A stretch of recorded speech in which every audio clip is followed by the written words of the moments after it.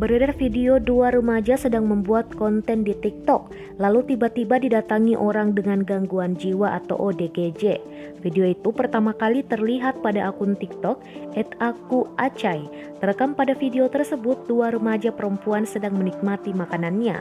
Lalu tiba-tiba seorang ODGJ datang menghampirinya. Diduga ODGJ ini meminta uang kepada dua remaja itu. Sampai artikel ini tayang, videonya telah ditonton lebih dari 5,8 juta viewers.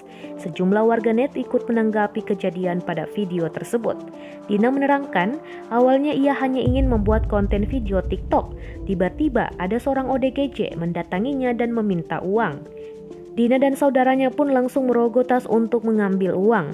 Menurut Dina, ODGJ ini meminta uang dengan logat dan ekspresi marah. Saat uang itu diberi, es krim yang dibeli Dina dan saudarinya ikut diambil ODGJ itu.